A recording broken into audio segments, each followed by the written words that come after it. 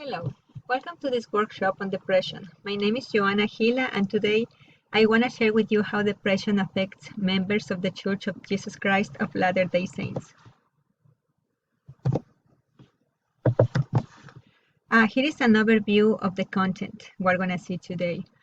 So the whole presentation is going to be a fact or false activity, and we're going to self-evaluate what we already know on the topic and what understanding we are gaining or is new to us. So first of all, facts on depression in general, just a general overview. And some other facts are about depression in Utah. Then we're going to narrow this to depression among members of the Church of Jesus Christ of Latter-day Saints. We're going to see a few declarations by Elder Holland and then find help and resources. We're going to start. Fact or false? About 25% of all Americans will get diagnosed with a mental illness or disorder at some point in their lifetime. We're talking here about 1 out of 4 Americans. And this is false. The numbers are way higher.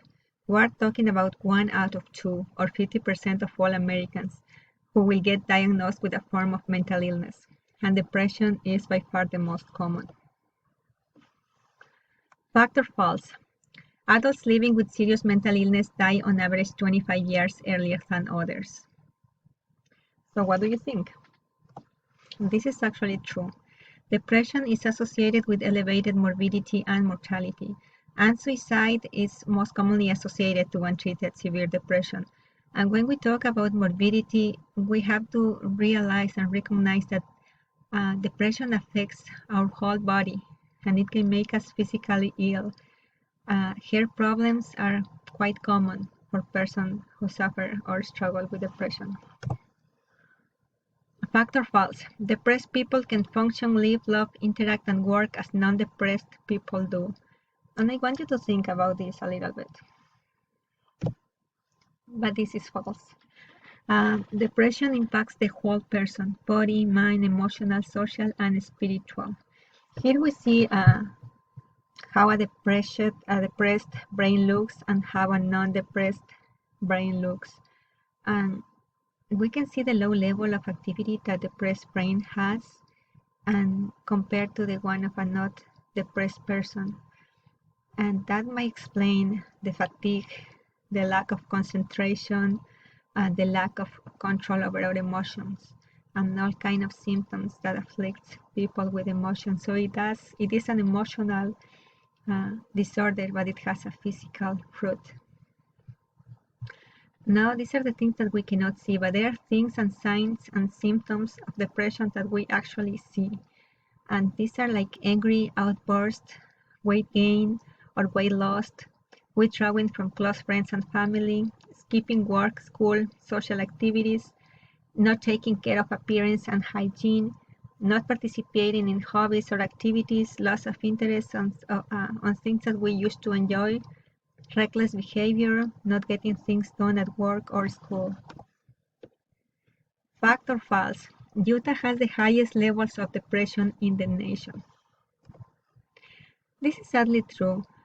Here is a representation of U.S. mental health rankings for adults in 2018, and we can see here Utah ranked last. Sadly, it's not the only time it happened, and it's usually at the bottom of this category when it comes to prevalence of depression and, of course, low access to mental care.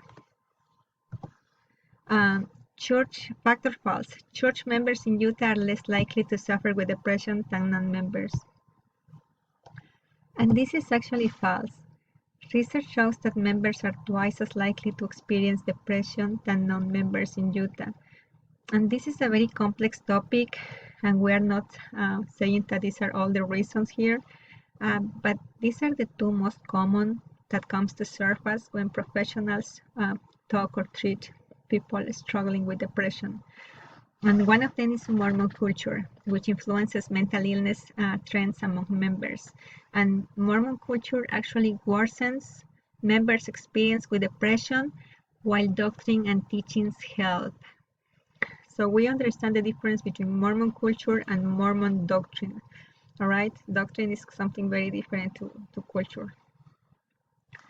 The other one is being toxic perfectionism.